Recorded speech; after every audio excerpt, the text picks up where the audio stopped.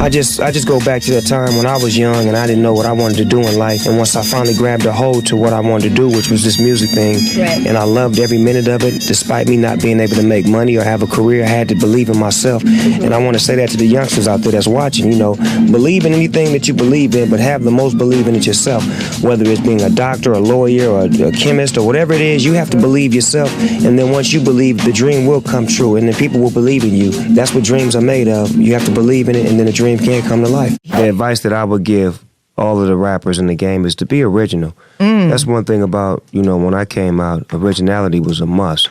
You had to sound like you had to be you had to have your own everything. And I just feel like it's a lot of, you know, mimicking going on because it's a fad and everybody feels like what's hot, we're going to do what's hot. We're going to rap the same way. We're going to rap over the same beats as opposed to being different and dynamic the way it was supposed to be. And that's what we're doing right now with this Bush project. We're putting something different out there. It's not the bounce. It's a groove line. Yeah. We got a groove line with this record right here. It's a groove that only, you know, if you're grown, you find it real quick. But if you're young, it take you a second to catch up to it. When that opportunity knocks and you can become something successful in life, you got to push forward. Like even with myself, I had to make a decision when I was a drug dealing gangbanger. Am I going to become a rapper and leave this behind when I'm getting this money and, you know, this ghetto superstardom? Or do I really want to become a real star and let that go and push it to the limit and say, I'm not finna eat, I'm not finna get no money, I'm not finna do nothing but put my faith in this. And I did, and 20-some years later, I could say, all right, this was a great decision. My message was just to find peace within yourself. Because once you find peace within yourself, the energy that you get usually is reflected, and people get their energy off of you. So, and that's what I've been able to find from being, you know, on the negative energy side as a young artist to a grown man that projects positive and peaceful music, but it still has the energy of a young spirit. So it's all within the same realm, but it's just finding yourself and being able to be within yourself and have peace, so that way you can project peace. You know, especially on the internet, you know, you can get pulled into a whole lot of negative energy. I've done things where I put pictures up and read comments and then I'll say something back and I end up arguing with somebody on the internet that I don't even know. And I'm like, you didn't pull me all the way out of my skin. So it's like, it's just a point of knowing, you know, your limitations as far as where you'll go and let people take you out of your frame of who you are. Like, I'll never allow nobody to take me out of the mind state that I'm supposed to be in, you know what I'm saying? To never let them see me sweat, to never let them see me, you know, deal with adversity as if I can't deal with it. So, but as you grow, you lose certain homies because it's called closing the gap. This is the gap when we start. This is the gap as you grow. Notice how you grow and they don't. So how do you close the gap? You got to come back down. When you come back down, you lose. So you got to keep going up. That's why closing that gap got to be them catching up to you. And if they don't catch up, you got to leave them behind because you getting to the point now where you got to start cutting out. You know what I'm saying? And it's like you can't look back when you cut them out. Because if they meant to be there, they're going to be there. Forever. Yeah, because I had to cut out family members before. Me and my cousin Daz fell out before. When me and him fell out, it was like, how do you fall out with, I taught you everything you know. I put you in the game. And you go against me? But that's what the laws of the game do. It puts you in a position to where sometimes you have to have these types of situations to see who really supposed to be there. True indeed. This ain't made for everybody. You know what I'm saying? It's like everybody ain't gonna be a star. Everybody ain't gonna be the shit. Everybody ain't gonna be what you are. It was 60 niggas that you was rapping with, and out of them 60, you the one. And you can go back and try to help all 60 of them, but guess what? Ain't none of them gonna ever be you. And I done it many times where I done tried to make niggas stars, and rapped on their shit, took them on tour, damn near gave niggas my shoes, my clothes, my everything. Here, you can have all. I can't make you a star. Stars are born, they not made. You know what I'm saying? So it's like if you ain't born one, you can't make one. And you can't take your energy and put it into somebody and make them what you are. I had to cut a lot of niggas out that I really felt like, you know, man, I wonder how he doing. You know what? I can't worry about how he doing. Because if I worry about how he doing, then I'm going to miss a beat and I might miss my lines on stage and they may not want to pay me like they've been paying me. I got to get this money. How would you describe your body of work prior to this transformation? Gangster. Now, people laugh at that, but it really isn't all that funny, is it? No, it's not, because it was more or less a betrayal of what I lived and the life I lived in the community that I came from. I came from selling drugs, being involved in a gang. So most of my music was representative of that. But then once I became successful, I strayed away from that and became a business and became who I am now. So that's why the music is more representative of who I am today. Now, let me ask you a question. Let's say that this music that represents more of who you are today is not as successful as the music that represented how you were years ago. It doesn't bother me. I'm not doing it for, you know, financial reasons or successful gain. It's more about where I'm speaking to facts and issues that, you know, like, for example, the gun issue. I have a song called No Guns Allowed that speaks directly to the issues of gun violence, because I feel like that's real.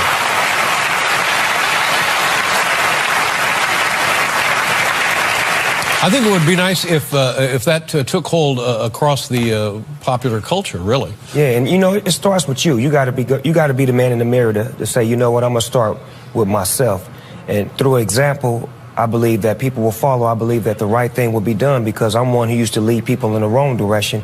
Now I'm leading them in the right direction. But I respect the youngsters. I respect the movement, because it's a young man's game, and I've always been like that. That's why they call me Uncle Snoop, because I've never disrespected them. I've always treated them as my nephews. Even if I didn't like that shit, I never told them I don't like it. I tell them, look, maybe you should try to be a little bit more original and not follow the fad, you know, because the fad is only a fad. That rap style is going to play out in a minute, but if it's yours, it's going to live on forever. Just like when T-Pain came out. T-Pain was the shit. Then everybody took his auto-tune and went with it. Now where's T-Pain? He even got where's his hair at? He cut his shit off too. Because that's what the game do. The game suck you dry. It takes from you. You know what I'm saying? It's like the originals got to understand, when you're original, you got to find ways to diversify your portfolio. In other words, meaning that how I always come back with some different shit. I'm Snoop Dogg at all times, but I'm able to do this, that, and that, to where it finally comes back to the point to where I started in 1992. It's 2015, and I'm still on the radio talking to you about an album I got coming out that's relevant. The best advice I can give you is go make some noise, you know. These MCs right here was doing their thing before I got with them. That's what made it easy for me to get down with them. I didn't have to teach them how to be who they are. You got to find out who you are and be the best at that. And once you master at who you are, being great at that, eventually somebody like myself will come across you and be able to give you that opportunity. Or you just may make it on your own. Some stars are born. You know, you don't need people like me to make you when you're a born star. So I just want to inspire those out there that watching what we're doing, seeing what we're doing, just look at the positivity of what we're doing. You have to practice over the years. I wasn't great in the beginning. I was all right. And then I got cool. And then I got good. Then I got better. And then I got great. Those are steps to becoming great. And a lot of people ain't willing to take those steps. It takes 10 years at something continuously to become great at it. And I stuck with it for 10 years straight. Before I had a record deal, before I had money, before I had lights and camera, before I had, you know, people wanting to sit down and interview me. So, Snoop, are you ready to play with us now? I'm ready to get this money. Yeah. Well, now,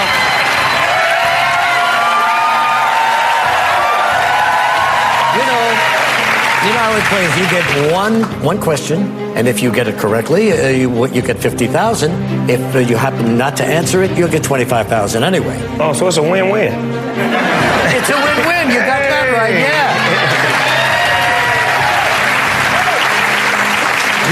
You play trivia much? You fool around? Yeah. You do you? Well, you've got one expert to help you. His name is Ken Jennings. He's the top trivia guy of all time. And you've got the other lifelines as well. So if you're all ready, Snoop, we're going to go for it right now? I stay ready, so I ain't got to get ready. Okay, fine. Well, let's play Millionaire with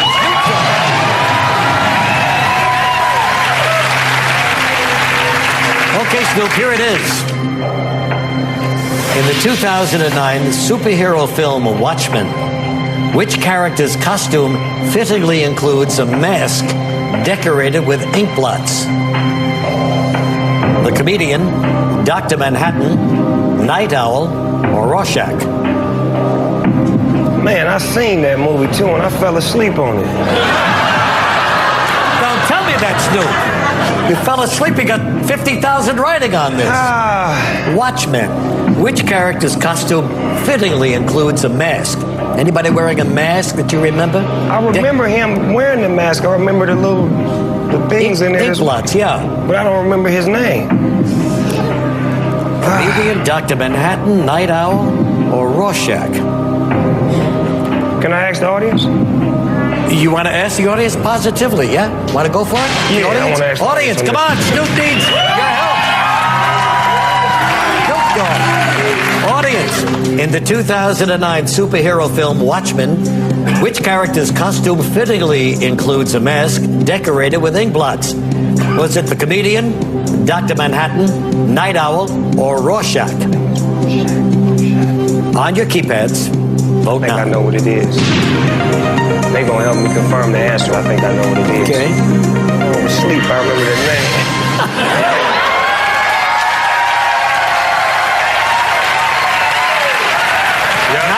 90% said Rorschach, and before the audience had a chance to answer, or while the voting was going on, you said to me, you think you know who it is. I thought it was him because when I was asleep, I kept hearing that name. Must have been a very exciting movie. Yeah, definitely. All right, so you think it's Rorschach. The audience thinks it's Rorschach. We've got to make it a final answer. What are you going to say, Snoop? My final answer would be D, Rorschach. Yes, Snoop!